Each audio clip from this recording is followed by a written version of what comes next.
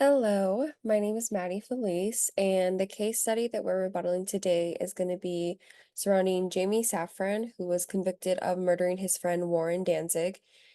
He dumped his body parts in containers and filled them with cement.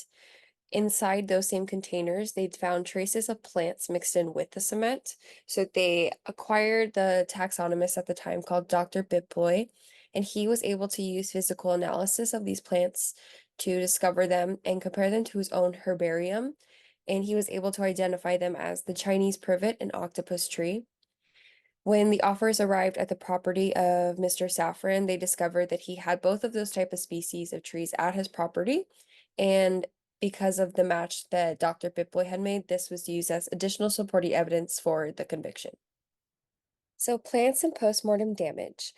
The herbarium was used by Dr. Piploy to identify the two types of trees that were in the cement, and herbariums are basically collections of plants and samples that are preserved for future research. There are two big factors that could contribute to postmortem damage, which do affect the integrity of the samples that we're looking at. That's going to be plant DNA and then the collection and storage of the herbarium. So herbariums are the most common sources to extract DNA from, and they're also the most common form of postmortem damage because DNA extractions usually result in double-stranded breaks. This is due to the high temperatures that we use to dry the plants, which can rupture the nuclei.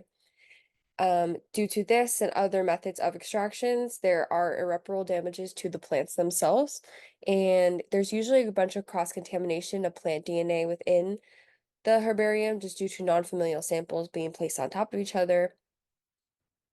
The collection and storage, there's usually limited sample sizes in herbariums since they focus on a specific environment. There can also be a huge bias in the collection method since whoever is in charge of collecting herbarium usually has their own particular way. There's not a standardization for all collections. And they are super susceptible to damages of external sources such as water, dirt, mold, and bugs, which do affect the integrity of the plant samples. So in this case, the DNA analysis was never performed, so it cannot be 100% confirmed what the taxonomy of the unknown plants in the containers were, even though DNA analysis was very much a thing in 2010. Dr. Piploy solely identified the trees based on physical references of his own herbarium. His collection and storage methods of the plants could not be verified, and neither can the collection and storage methods of the plants that were found from the cement containers. His sampling size for the herbarium was limited to the Fairchild Tropical Botanical Garden, so there is a chance that the plants found in the cement are plants that did not reside in that garden, and he was just going off of what had the most similar characteristics.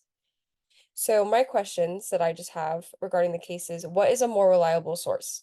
An eyewitness identification of a subject or DNA proof that the subject was at the crime? And who is more credible? A scientist who uses other references to back up his own work, or a scientist using his own research as proof of his theory? Because of this, I don't know if this method was fully utilized in the best way that it could be.